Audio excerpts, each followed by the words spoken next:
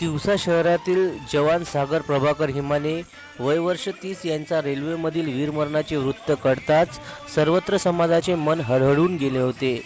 पदोन्नतीसाठी कर्तव्यावर जाणारा हा भारत मातेच्या सुपुत्राला असे वीरमरण येईल याची कदाचित कुणालाही कल्पना नव्हती.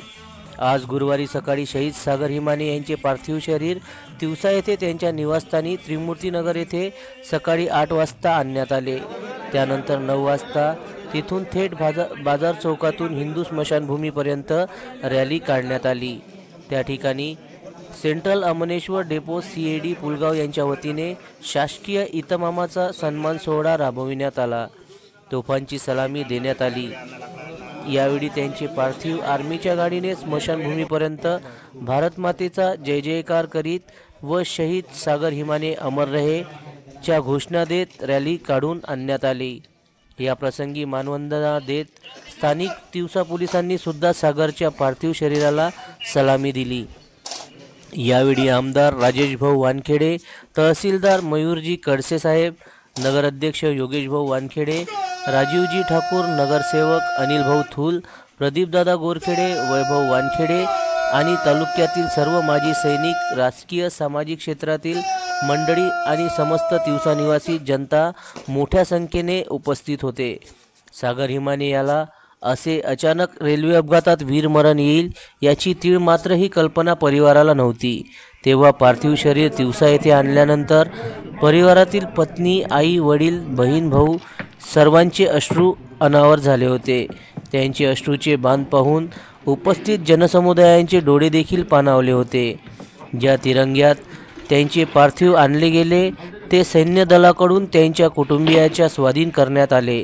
यावेळी आई, वडील, पत्नी, भाऊ, मुलीसह नातेवाईकांनी त्यांचे मुखदर्शन घेतले. यावेळी मुलगी माही हिने तिच्या पित्यास सागर यांच्या पार्थिवास मुखाग्नी दिला. यावेळी उपस्थितांनी वीर हुतात्म्यास वंदन केले. जनसमर्थन न्यूज, तिवसा.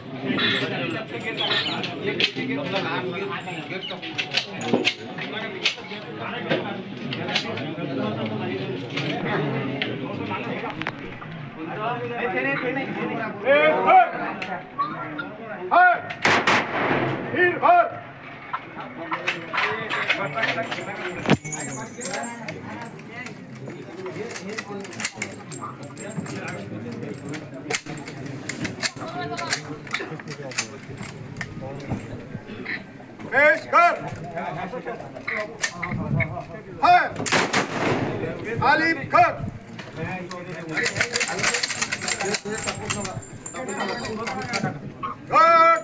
हाथ दो 10 1 2 3